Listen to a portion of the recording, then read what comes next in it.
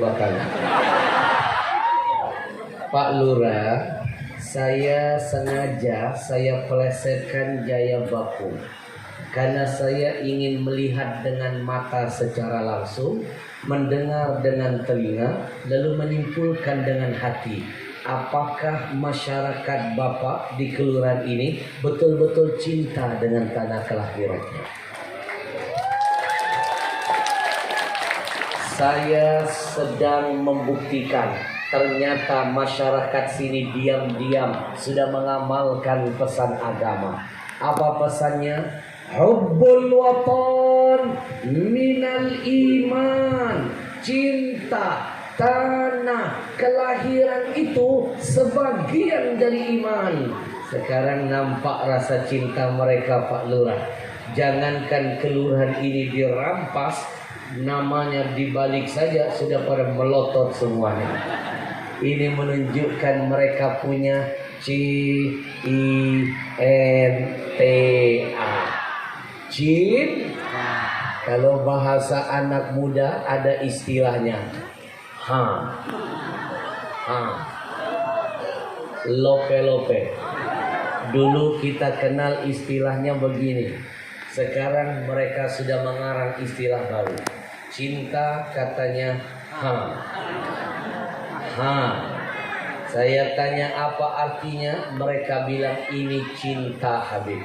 Saya pinjem ini, saya pulang ke rumah, saya praktekkan, saya panggil istri saya, Mama. Ternyata istri saya punya cara membalasnya. Dia balas dengan gaya yang sama, tapi dengan gerakan.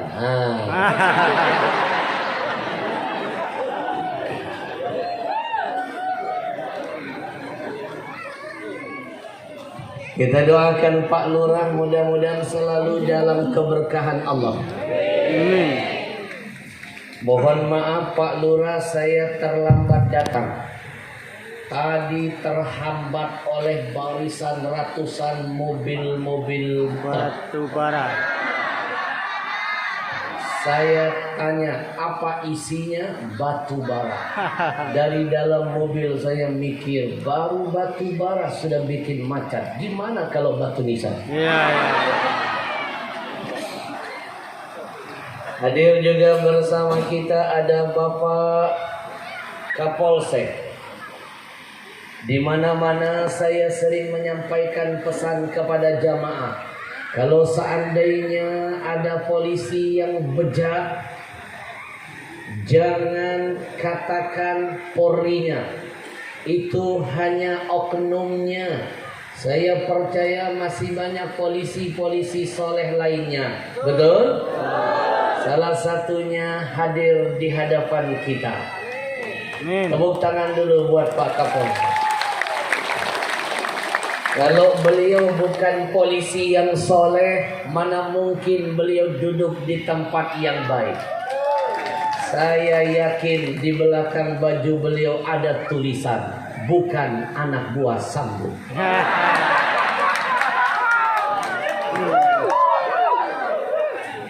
Hadir juga nampak di tengah-tengah kita Babinsa.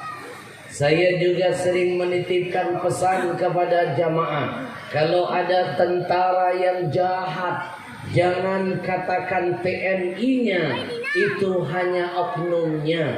Saya yakin masih banyak tentara-tentara soleh lainnya. Alhamdulillah, salah satunya ada di hadapan kita. Kita doakan Bapak Polisi, Kapolsek dan Babinsa selalu dalam lindungan Allah dalam menjalankan tugas-tugasnya. Amin. Saya hormat dengan tentara, saya hormat dengan polisi. Saking dengan catatan selama mereka dalam kebenaran. Saking hormatnya saya dengan polisi, jangankan mereka sedang bertugas, polisi tidur pelan-pelan saja. Kalau tidurnya saja saya hormati, apalagi bangunnya. Alhamdulillah. Habib, mohon. Saya dengar nih, polisi tidur. Saking hormatnya, Habib pelan-pelan.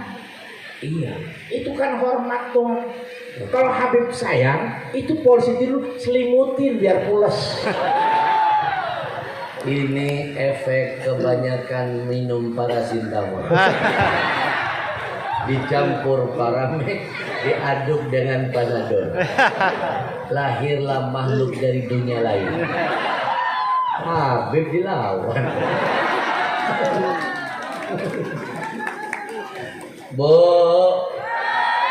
dan yang tidak saya lupakan segenap hadirin hadirat yang berbahagia, jamaah kampung Bakung Jaya.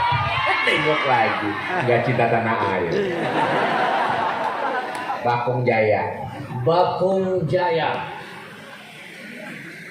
Yang malam ini insya Allah Allah berkahi kita semua. Amin. Amin. Sekali lagi saya minta maaf, saya terlambat datang. Tadi saya rombongan yang paling akhir meninggalkan tempat tabligh akbar kami yang sebelumnya. Masya Allah, jalannya mulus. Tadi apa nama daerahnya? Sudah tebing tinggi lagi. Masuk hutan. Tanahnya berdebu, lumpur, jelek. Lihat kanan nampak pohon kurma semua.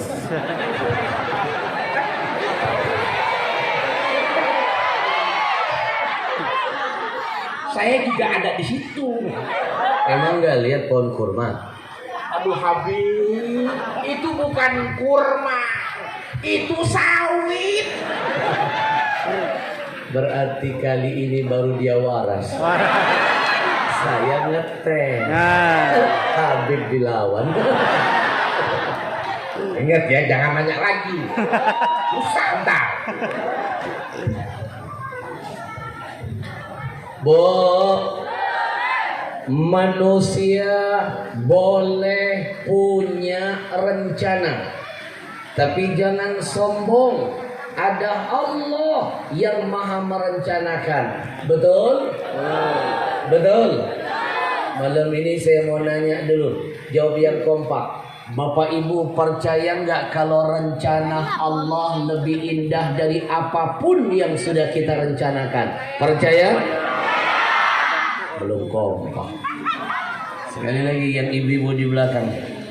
Bu, percaya nggak kalau rencana Allah lebih indah dari apapun yang sering kita rencanakan? Percaya? Kayak terpaksa. Nih bapak-bapak, biar makin percaya saya kasih contoh. Bapak Ibu masih ingat gak sebelum kejadian corona datang melanda Indonesia, ada kecelakaan pesawat Lion yang sangat tragis. Seluruh penumpang meninggal dunia.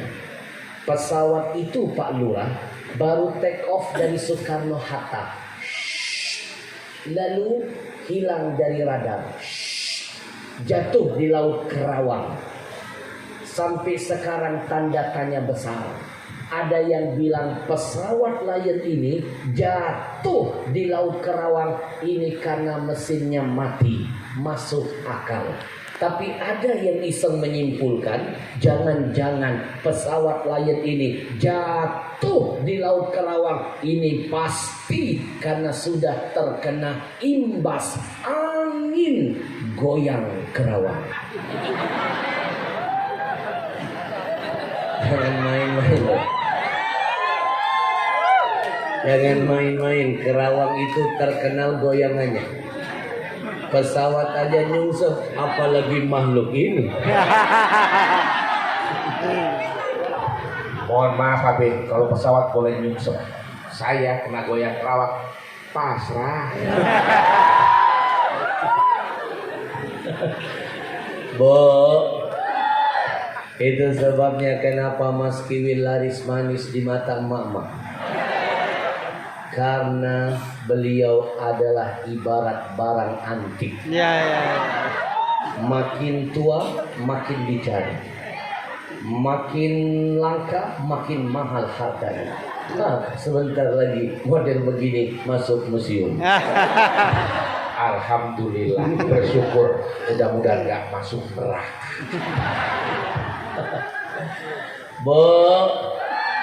Pesawat Lion jatuh di Laut Kerawang, misteri tanda tanya besar. Apa penyebabnya?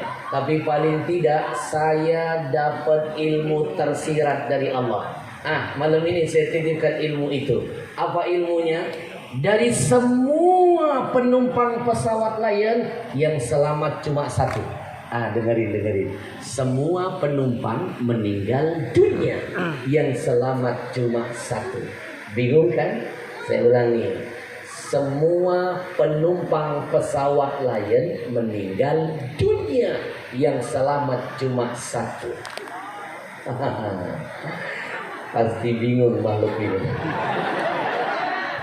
Informasinya kan meninggal semua. Yang selamat satu. Yang mana? Kenapa yang satu itu selamat? Tahu kenapa? Kenapa? Jangan kemana-mana. Setelah yang satu ini. Sallallahu alaihi sallallahu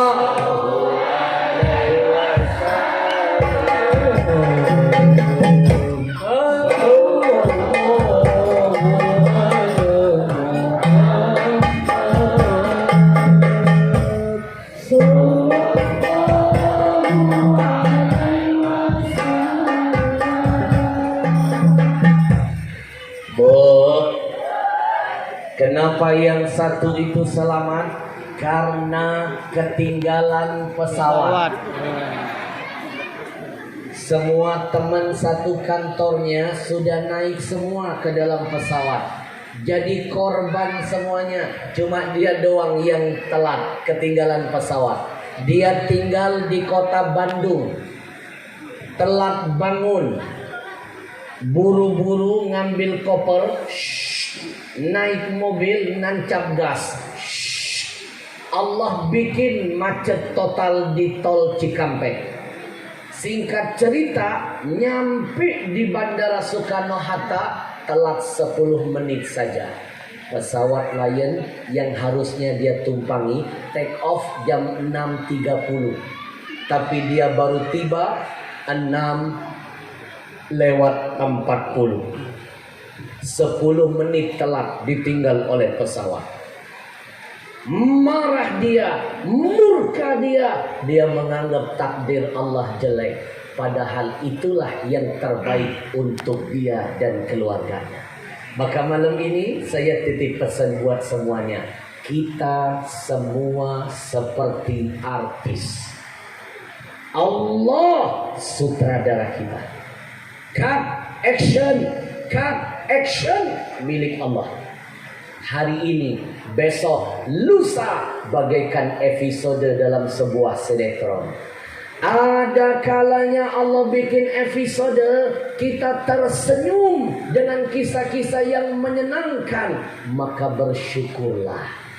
Ada kalanya Allah bikin episode kita menangis dengan kisah-kisah yang menyedihkan, maka bersabarlah. Ada kalanya Allah bikin episode kita termangu dengan kisah-kisah yang membingungkan, maka bermuhasabahlah. Betul? Ibu, saya mau tanya, jawab yang kompak. Yang bikin dia telat bangun takdirnya dari mana? Yang kompak dari siapa? Yang bikin ngatur jalan tol macet siapa? Yang bikin dia telat sampai ke bandara siapa? Dia marah, dia murka. Begitu nyampe ke bandara, keluar sifat manusiawi aslinya. Dia ngomel-ngomel, nyari kambing hitam. Mobilnya ditendang-tendang, keleduk. Dianggap kurang lari kencang. Jalan tol macet dimaki-maki. Bahkan maaf, istrinya yang di Bandung ditelepon, dimaki-maki. Kering, mama, ini semua gara-gara mama. kenapa semalam mama minta nambah? Gara-gara diminta nambah, badan lemas, tidur pules, telat bangun. Istri jadi kambing hitam.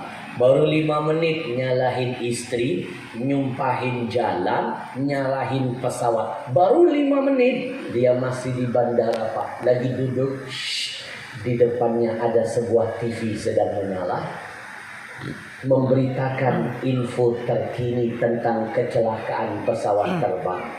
Siaran langsung ada tulisannya, lipe. Nggak usah protes.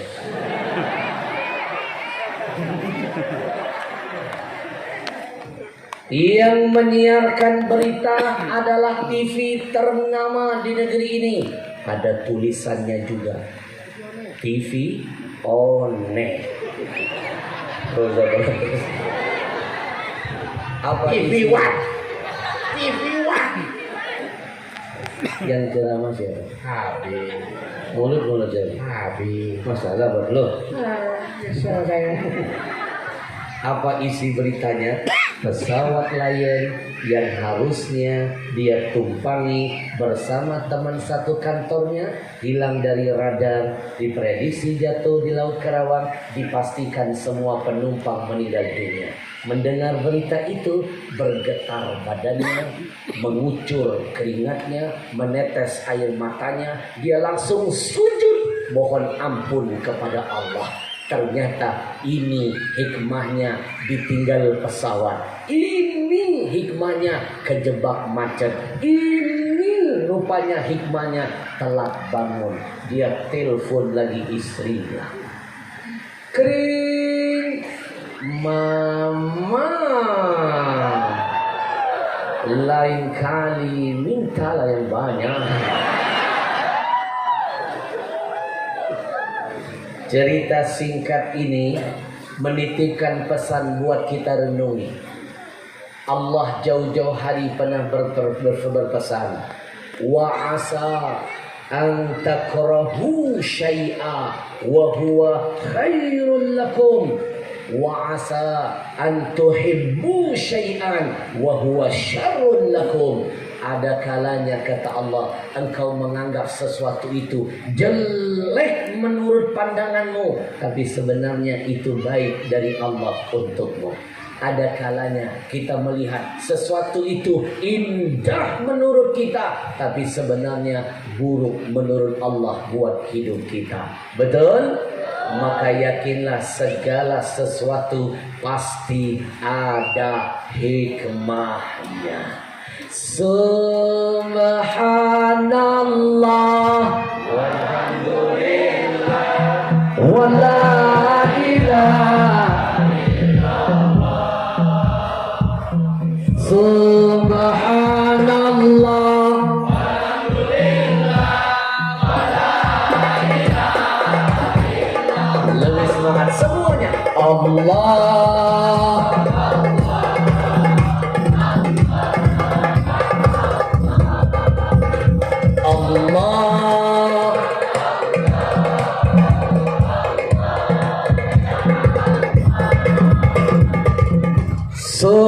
Subhanallah walhamdulillah wa la ilaha illallah.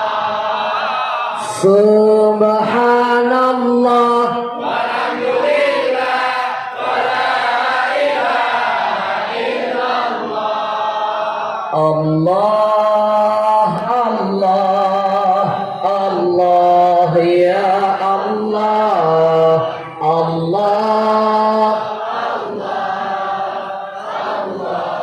ya Allah. Singkat pada episode berikutnya.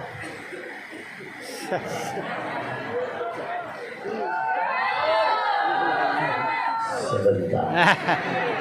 Kenapa setiap kali saya baru mulai ceramah suka lihat jam, mak marah? Padahal ini jam saya. Mohon maaf Pak Lurah, apakah di kelurahan Bapak penceramah nggak boleh lihat jam tangan? Boleh. Kalau ada penceramah siapapun dia baru mulai ceramah sekali dia jam tangan jangan marah. Itu cuma teknik saja. Sebenarnya dia lagi mikir habis ini mau ngomong apa. Yang namanya penceramah apalagi dapat bagian terakhir sisa-sisa doang. Semua sudah diambil oleh makhluk yang satu ini. Bu,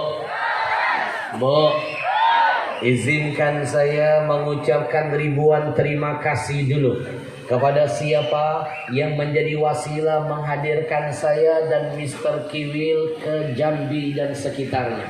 Siapa yang menghadirkan saya dan Mr. Kiwil bukan gubernur, bukan bupati, bukan wali kota, bukan orang kaya di Jambi ini. Ternyata yang menghadirkannya adalah anak-anak muda terbaik di kota Jambi ini. Takbir! Mereka memang masih muda usianya, mantap jihadnya. Di usia yang muda mereka semangat berjuang ingin membahagiakan hati Rasulullah sallallahu. Di saat kita semua sedang kecewa melihat anak-anak muda Indonesia di luar sana masih muda, terkadang sudah mengorbankan kebahagiaan ayah ibunya. Saya kasih sebuah contoh video yang sedang viral di luar sana. Ibu nonton TV nggak? Ada ibu-ibu yang membentangkan spanduk di pinggir jalan, menawarkan ginjalnya. Untuk apa? Demi menebus hutang pinjol anaknya. Si anak ketagihan main game online, ngutang sana ngutang sini, orang tua nggak sanggup bayar, ginjal siap digadaikan. Mau jadi apa Indonesia ke depan kalau calon pemimpinnya muda-muda, masih muda sudah ngorbanin orang tua sendiri? Bagaimana nanti kalau dia jadi tua, rakyat semua dikorbankannya? Betul? Karena pemuda sekarang pemimpin di masa yang akan datang. Betul? Ibu, cerita video yang kedua. Masih ingat gak ada yang heboh kemarin, anak-anak remaja pakai seragam pramuka, naik motor, berhenti di pinggir jalan, lalu melihat seorang nenek tua. Bukannya ditolong si nenek, tapi ditendang. Si nenek terjatuh menangis kesakitan, berlari ketakutan. Mau jadi apa Indonesia ke depan kalau anak-anak muda sekarang masih muda saja sudah nggak hormat kepada yang tua? Bagaimana nanti ketika sudah tua? Ibu nonton video itu? Nonton? Malam ini saya bongkar faktanya. Kejadian itu sebenarnya demi Allah di depan mata saya sendiri. Di depan mata saya sendiri. Saya nggak kuat melihat si nenek menangis di depan mata saya. Tapi saya nggak sempat menyelamatkan si nenek karena secepat kilat kejadiannya. Saya cuma menepuk dada. Di depan mata saya, Pak. Di depan mata saya. Masya Allah. Saya kan lagi buka TV.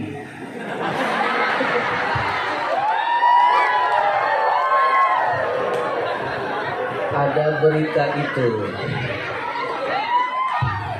Beb, Habib cerita samping saya sampai nangis gitu.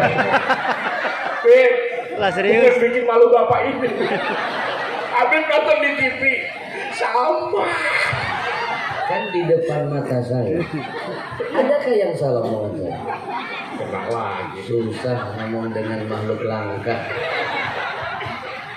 Ini namanya teknik ceramah terbaru Mas Kiwin, baru saya karang. Benar. Jadi kalau ada penceramah lain ngikut-ngikut gaya yang ini, itu sudah bisa dipastikan copy paste Al-Habsyi. Karena setiap penceramah harus punya gaya yang berbeda-beda. Betul? Ayo, mohon maaf. Ngerasa nggak kalau anak-anak sekarang sudah dilanda krisis akhlak? Ngerasa nggak? Nih, bocah-bocah, dulu saya pernah seusia kalian. Zaman kami dulu, maaf. Jangankan nendang, jangankan nendang. Kalau lagi jalan, ada orang yang lebih tua di depan kami. Jangankan nendang, motong jalannya aja kami nggak berani. Pamali kata orang Jawa, takut kualat. Saya dulu mau nyebrang jembatan. Kalau bahasa Inggrisnya jerambah. Banyak orang Inggris itu. Tahu jerambah? Terbuat dari kayu. Betul? Di bawahnya sungai. Itu ada kakek-kakek nyebrang duluan. Kami yang muda mana berani motong jalannya. Gak berani Pak. Kami tungguin dari belakang. Kami jagain tuh kakek. Ayo mau kemana? Ayo. Takut ketiup angin. Tapi anak sekarang jangan coba-coba. Kakek naik ke atas jerambah. Dia dari belakang digoyangin. Ayo, ayo. Si kakek teriak-teriak nganggap gempa. Betul? Betul? Nah, dulu saya pernah seusia kalian. Kami kalau dimarahin orang tua, jangankan ngebantah, mengangkat wajah ini, memandang wajah orang tua, pamaling bagi kami, takut kualat. Walaupun dimarahin, kami tetap menundukkan kepala. Saya ingat betul, dulu waktu saya pernah main bola di lapangan. Azan maghrib berkumandang. Hayya 'alas salah. Saya tetap asyik main bersama teman-teman. Saya nggak pulang. Marah ibu saya. Ibu saya keluar dari rumah, langsung menghampiri saya, berdiri di pinggir lapangan di mana tempat anaknya sedang bermain. Sedikit pun ibu saya nggak pakai teriak-teriakan kayak anak-anak zaman sekarang. Nggak pakai teriakan ibu saya. Cukup dengan satu tangan, mata melotot, memandang ke arah saya. Dengan gaya begini saja saya sudah keringat dingin. Ibu-ibu zaman dulu manggil anak cukup gaya begini doang. Seperti ada magnet menarik saya. Saya langsung mendekat. Langsung menundukkan kepala siap diomelin sama ibu saya. Ibu saya langsung berkata, "Nah, kamu tahu kenapa aku tidak pakai teriakan, tidak pakai suara? Aku malu dengan Allah. Teriakan azan, panggilan sholat, menghadap Allah, Tuhanmu saja kamu abaikan. Apalagi teriakanku. Pulang kamu. Pulang, dirikan sholat." Sebelum pulang saya dipeluk. Sempet-sempetnya orang zaman dulu sekesel-kesel sama anak bukan nyumpahin, tapi ngedoain. Catet. Orang zaman dulu walaupun kesel nggak nyumpahin, ngedoain. Apa doanya? Ngambil dari ayat Quran biar jadi berkah buat anaknya. Rabbi habli minas salihin. Ya Allah, jadikan anakku menjadi anak saleh. Mendengar ayat itu diterjemahkan lagi, menusuk langsung ke hati. Saya menangis Pak, meraung-raung, nggak banyak bicara, langsung pulang ke rumah. Besok teman main bola saya heran bertanya, hebat ibu, tinggi ilmunya. Baru diginiin kamu sudah mendekat. Kami lihat dari jauh, engkau dibisikkan, didoakan, kau menangis. Saya bilang, kuping diquranin, kaki dicubit. Pantas. Tapi walaupun dicubit Pak Lurah, anak zaman dulu nggak ada yang ngambek kayak anak sekarang. Mas Kirin, anak zaman sekarang main bola di tengah lapangan. Azan berkumandang, masih nggak mau pulang. Ibunya kesal, teriak-teriak manggilin namanya udah kayak Tarzan. Masih nggak ada respon. Apa yang terjadi? Ibunya masuk ke tengah lapangan, nguber-nguber anaknya. Nasib ibunya jadi pemain tambahan. Itu yang terjadi sekarang. Betul? Istighfar kepada Allah. Astaghfirullah.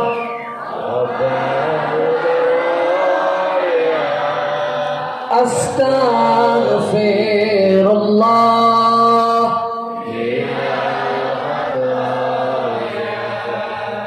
Zaman Zaman sekarang krisis akhlak melanda anak-anak muda kita. Maaf, zaman dulu anak-anak kami nggak berani ngeprank apalagi ngerjain orang tua. Anak sekarang bikin vlog ngerjain orang tua. Masya Allah. Makanya kemarin ada kejadian di Jakarta tepat di hari Kartini. Ada seorang anak ditanya sama ibunya, "Nak, kamu tahu siapa Kartini itu, Nak?" Si anak menjawab dengan nada tidak sopan, "Tidak tahu, Mama, tidak tahu." "Kalau kamu nggak tahu, kamu baca sejarah dong." Si anak ngebales mamanya, "Mama gantian, Mama tahu siapa Kartina?" Mamanya menjawab, "Mama nggak kenal, makanya sering-sering Mama baca WA Papa." Ayo. Mohon maaf, itu nyinggung saya ya. Bu, ngerasa dia. Zaman sekarang zamannya baper aja. Sebenarnya kalau kita nggak merasa berbuat, nggak usah merasa marah, nyantai aja. Nih, saya kasih contoh Mas Kiwin. Nih, saya punya asisten yang langsing ini. Nih yang langsing. Oh, ini asisten. Iya. Saya pikir speaker tambahan. Ini kalau lagi berjalan, diteriakin bocah, "Gajah bengkak." Marahkah dia? Tidak. Saya malah belajar dari dia tentang kesabaran. Dia nggak marah dihina gajah bengkak, malah dia tersenyum. Lalu dia panggil anak yang tadi menghina dia, "Sini saya." Dia keluarkan uang 100.000. Dikasih. Untuk apa? "Nanti kamu besok ajak mamamu ke kebun binatang. Biar kamu bisa bedakan mana orang, mana gajah." Saya tanya, "Kenapa kamu nggak marah?" Jawabannya cakep. "Kan Habib sendiri pernah ngajarin saya, kalau nggak ada faktanya, nggak usah marah. Nggak usah marah." 100.000? 100.000? Gajah bengkak. Kalau model begini bukan disuruh melihat ke kebun binatang, Iya. disuruh berobat ke rumah sakit jiwa. Udah tua nggak bisa bedain. Ih, najis teralala. Bu, saya dapat ilmu dari asisten saya. Saya tanya, "Kenapa nggak marah?" Beliau bilang, "Kan Habib sendiri pernah ngajari, belajar dari Nabi Muhammad. Nabi itu nggak pernah baper. Ketika Nabi dihina orang gila, Muhammad itu gila, Nabi senyum nggak marah. Kenapa? Faktanya memang nggak gila. Ketika Nabi dihina tukang sihir, Nabi nggak marah. Kenapa? Nabi bukan tukang sihir. Muhammad itu pembohong, penipu, Nabi nggak pernah marah. Kenapa? Faktanya Nabi nggak pernah nipu, nggak pernah ngebohongin. Jadi maaf ya, kalau bapak ibu berjalan diteriakin monyet marah, berarti bapak ibu membenarkan diri ibu monyet. Betul? Bu, hei, bu, bau, kok bau ijang? Malam ini yang menghadirkan saya di sini anak-anak muda yang luar biasa. Namanya Kiswa Center, singkatan dari Hasanah, Islam dan Dakwah. Mereka lah yang menghadirkan saya, Ustaz. Dari Jakarta saya dan Mas Kiwil dibawa ke Jambi naik pesawat. Biaya pesawat mahal. Yang bayarin tiket pesawat siapa, Pak Lurah? Mereka. Panitia malam ini tidak dibebankan biaya tiket sedikit pun. Alhamdulillah. Nikmat apalagi yang kau sudah dustakan. Fabi ayyi ala rabbikuma. Dengan main-main loh. Saya kalau pergi kemana-mana nggak pernah sendirian. Saya bawa gerbong. Asisten saya ini kalau naik pesawat, jangan ditanya, biayanya bisa dihitung 2 kursi. Kadang-kadang saya suka kasihan kalau kebagian pesawat yang kecil transit, duduknya sempit, asisten saya sering terhimpit. Tapi untung ada seorang pramugari yang berbaik hati, mengenali kalau itu asisten Ustadz Al-Habsyi. Pramugari mendekat, menawarkan solusi. Abang, kalau seandainya abang susah duduk di kursi ini, bolehkah kami tawarkan solusi buat abang? Abang kami bagasikan saja. Untung asisten saya lebih cerdas dari pramugari. Dia jawab solusi pramugari dengan meminjam bahasa iklan rokok yang lagi ngetop di TV. Apa kata asisten saya? Solusi buat lo, masalah buat gue. Bapak Ibu, hotel saya dan Mas Kiwil rombongan yang bayar kiswah. Panitia masjid tidak diminta biaya hotel sedikit pun. Nikmat apa lagi yang kau dustakan? Betul? Bapak Ibu, untuk sampai ke sini mobil sudah disiapkan. Panitia nggak dibebankan biaya sewa mobil sedikit pun. Nikmat apa lagi yang sudah kau dustakan? Bahkan makan minum saya dan Mas Kiwil, sarapan pagi, makan siang, makan malam, yang nanggung kiswah semuanya. Panitia malam ini nggak usah repot-repot nyiapin makan buat saya. Nggak usah. Pak Lurah gak usah ngerepot-repot nyiapin ayam panggang, gak usah ngerepot-repot nyiapin pempek, gak usah, bungkus aja. Betul Bu, saya dan Mas Kiwil orangnya simpel. Kalau dikasih kami ambil, gak dikasih gak apa-apa, kami tungguin. Bu, coba hebat nggak kiswah anak-anak muda yang hebat ini menghadirkan saya sebagai kado terindah untuk semua warga di sini. Belum tentu anak-anak muda yang lain bisa begini, betul? Tepuk tangan dulu buat kiswah center. Maka malam ini saya sampaikan buat semuanya, rugi yang malam ini tidak mau melangkah ke sini. Belum tentu sejarah ini akan terulang kedua kali. Belum tentu bisa melihat saya live begini. Mungkin selama ini cuma lihat saya di TV kan. Sebenarnya saya juga sering lihat emak-emak dari TV. Maka saya titipkan pesan ulama malam ini.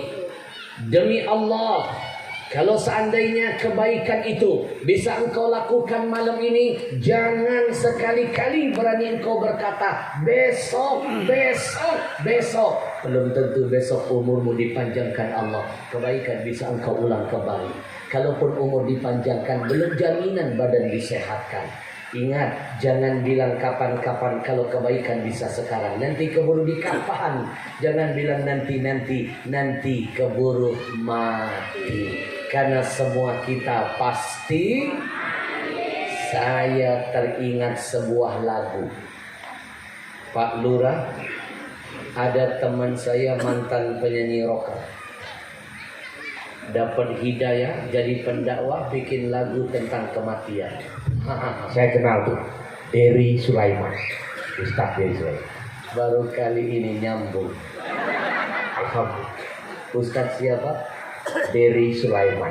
Bikin lagu tentang kematian. Mas Kiwil pasti hafal. Hafal saya. Nah, lagunya yang begini. Orang kaya mati. Biar yang nyuruh ibu menyanyi siapa? Nyosor aja. Maaf bapak-bapak, inilah penyakit mama. Kadang-kadang kita suami belum siap, nyosor aja. Tunggu waktu kode. Kalau suami berkata mama, baru nyosor. Nih biar adil kita bagi peran ya. Saya bagian yang ngomongin orang kaya, mak bagian kalimat yang mati-mati saja. Yang kompak bantu saya kompak. Mas Giwil, ini Ya. lagunya cakep. Orang kaya. Belum kompak, dari kompak. Biar ingat mati semuanya. Orang kaya mati. Orang miskin mati. Raja-raja mati. Rakyat biasa mati. Mas Kiwil mati. Bukan. Yang kenceng kenapa? Apa ya? Itulah selama ini dendam mereka. Punya dendam sama saya. Ini saat balas dendam seperti ini. Bukan saya loh, bukan saya. Kita buktikan, bukan saya. Mereka dengan kesadarannya. Kita buktikan.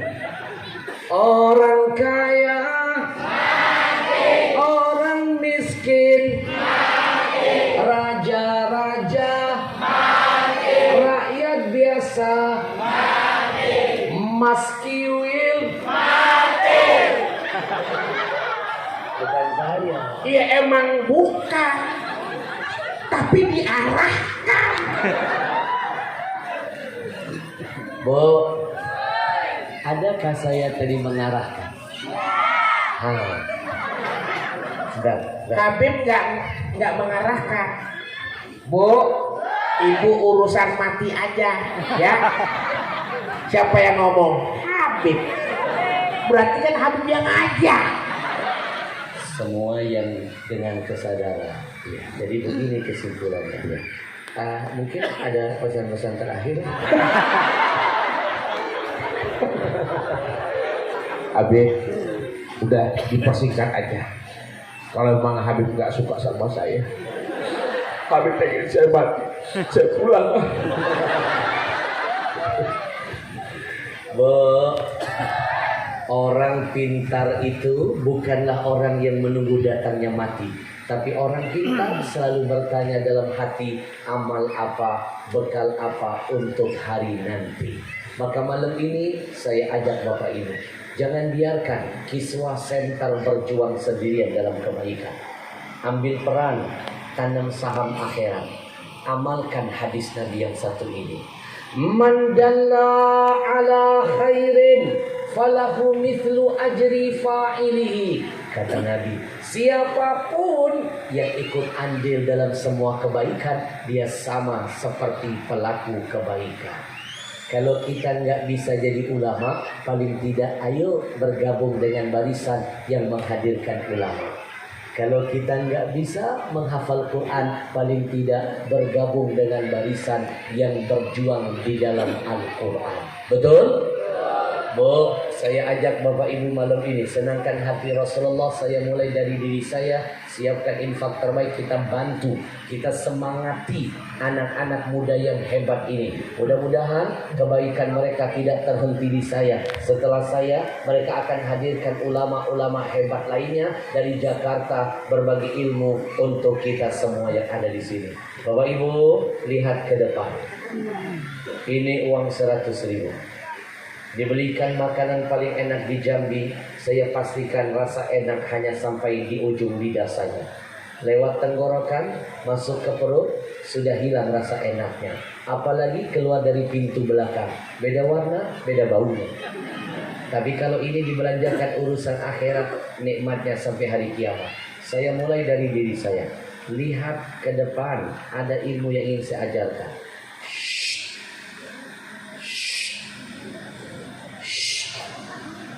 Bismillahirrahmanirrahim. Jangan lupa buka Al-Quran surah Al-Munafikun ayat 10.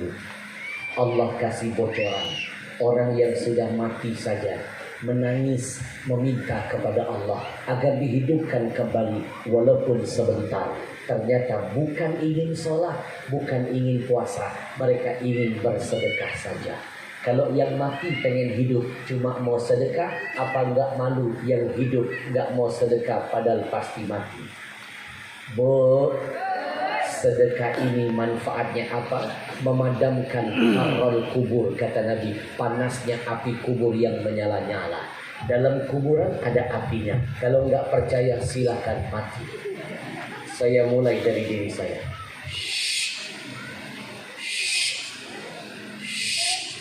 Bismillahirrahmanirrahim. Jangan lupa ingat pesan Nabi tentang sedekah.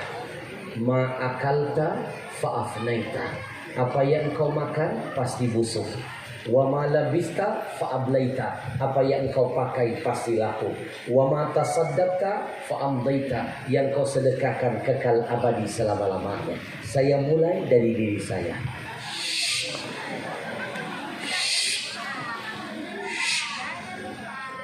Bismillahirrahmanirrahim. Lihat ke depan. Nungguin ya. Ini juga teknik ceramah terbaru. Baru saya karang. Bapak Ibu tahu nggak kenapa saya ulur begini? Karena mata saya lebih tajam dari CCTV. Nampak di hadapan saya ada jamaah yang gelisah, jangan-jangan ketinggalan dompet di rumah. Makanya saya ulur begini, biar dia toleh kanan toleh kiri cari pinjaman. Saya mulai dari diri saya. Nampak sudah ada yang dapat pinjaman. Di sana lagi tawar-menawar. Bismillah. Senangkan hati Rasulullah, pasang niat ya Allah dengan infakku malam ini. Takdirkan anak cucuku ada yang jadi pejuang agamamu, ada yang jadi penghafal Quran, ada yang jadi ulama besar. Dalam kebaikan itu ada keberkahan, dalam keberkahan ada kebahagiaan. Kita iringi dengan salawat biar Nabi bertambah senang melihat jihad kita. Maulaya salli daiman abada ala habibika khairil khalqi maulaya salli wa sallim daiman abada ala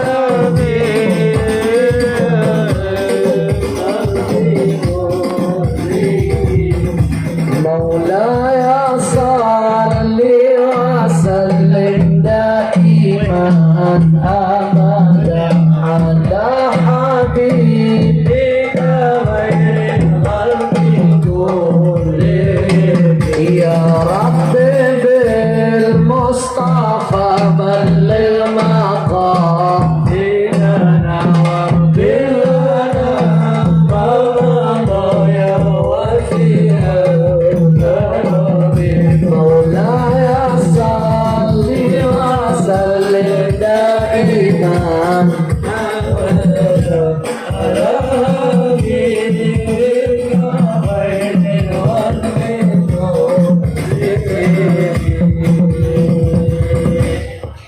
Kita doakan yang berinfak Allah berkahi hartanya. Amin. Allah berkahi usahanya. Amin. Allah berkahi keluarganya. Amin. Allah takdirkan anak cucunya kelak ada yang jadi penghafal Quran. Amin. Amin ya rabbal Alamin. Bapak Ibu, tanpa terasa hampir 1 jam sudah kita lalui. Lanjut. Boleh saya minum dulu? Boleh. Sebelum setelah ini kita lanjutkan dengan kajian yang lebih seru. Bismillahirrahmanirrahim.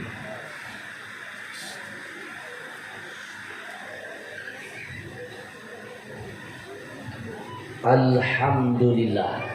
Anak-anak, begini gaya Nabi mau minum.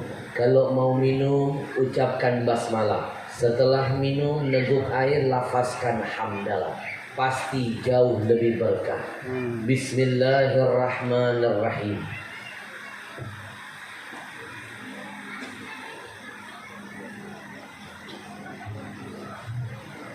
Alhamdulillah.